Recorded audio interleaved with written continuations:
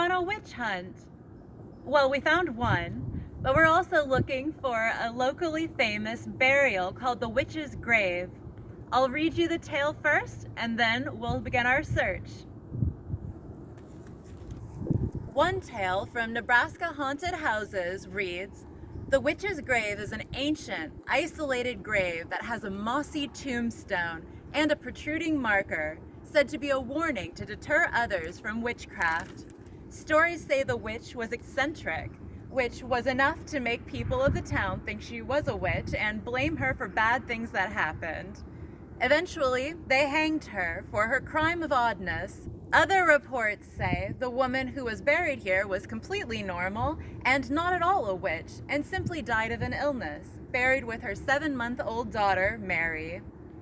A more ominous account from Flickr reads, "Late 1800s, this woman was accused of being a witch. Townsfolk believed it to be true and supposedly hung and burned her body. Before being executed, she swore she would get revenge on those responsible for her death. She said nobody would be able to keep her in her grave and she would come back and haunt the town. After her death, she was buried in a remote part of the cemetery. Her headstone made to remind everyone of the dangers of witchcraft. 4 iron poles were put at the corners of her grave with chains strung between and across the gravesite. Legend says that the very next day the chains were broken. Uneasiness was felt among the town. The chains were fixed, but in the following days they were found once again broke."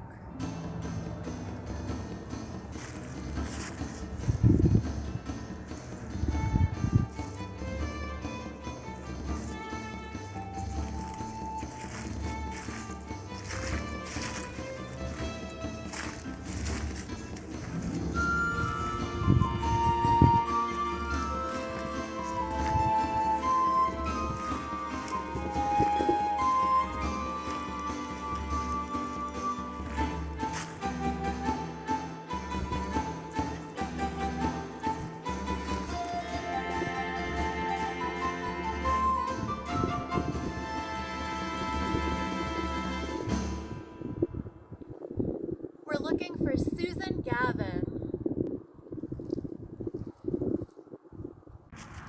We're looking for any headstones off by themselves. Perhaps this one's a witch. No, no chains. We're on a witch hunt. Be very, very quiet.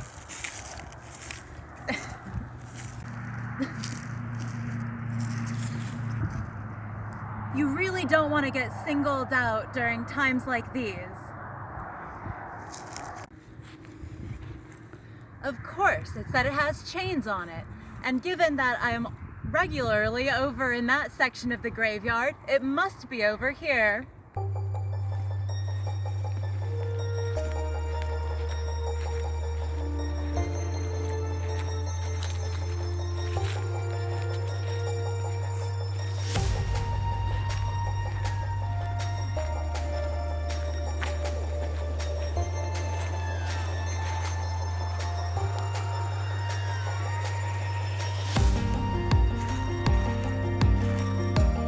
We found it.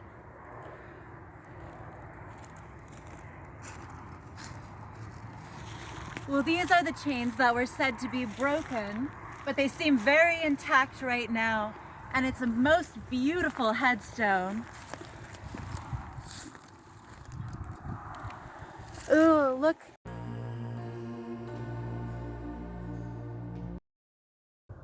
As the story said, it's quite moss covered, as you'll find many of the headstones from this era.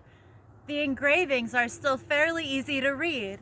We can see that Susan and her child were buried together, which is not the most common form of burial that you'll see in graveyards. I've been to a lot of them, and you normally would find even very young children, months old, separate from their parents. It says she was a wife, and it's very interesting.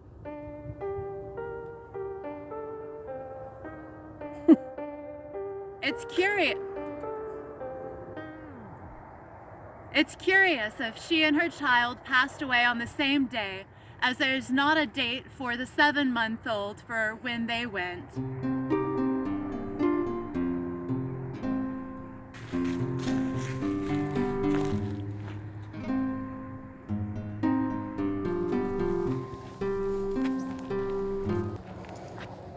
We've left a lucky penny here for tribute.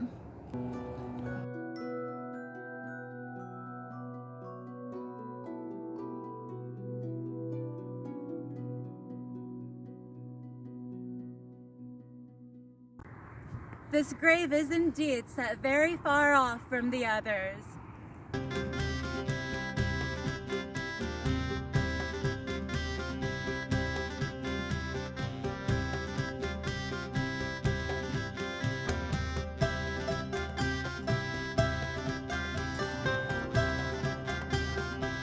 As many cemeteries do, this one closes at dusk, so we'll leave before the residents wake up. I always like to thank everyone for being such wonderful hosts. Make sure you're always a good guest when you come somewhere like this.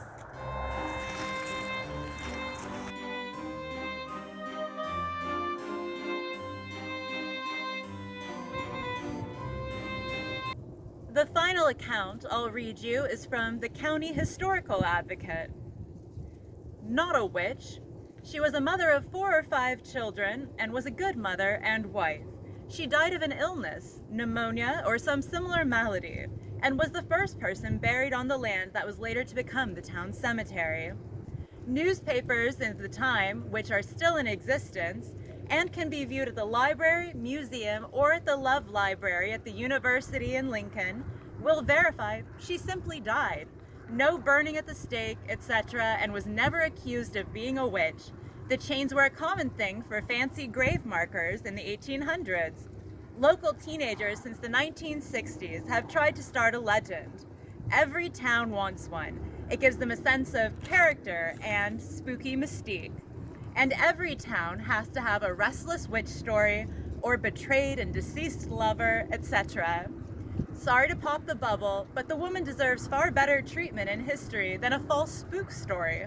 She was surely missed by her family, and the care in which they dressed the area with chains was not viewed as dark and evil as today's thinking would suggest. I spend much time clarifying and researching local history for validation and respect to those who have gone on. Just another sad life story turned into a foolish tale. It's not even a local legend. It's a lie.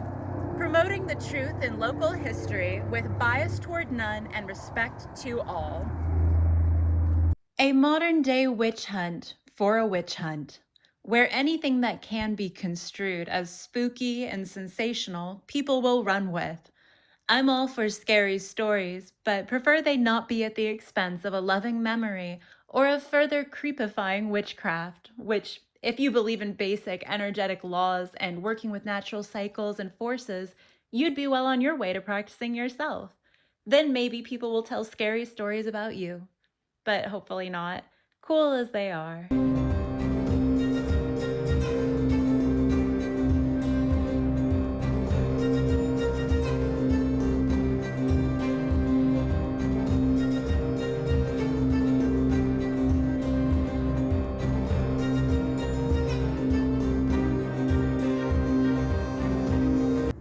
See what supernatural, paranormal, and real scare goings on you can rustle up in your area.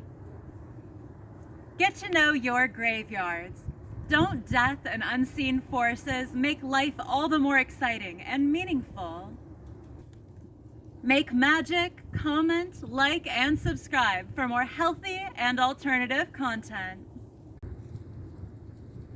The wind. My hand. Dude, I know.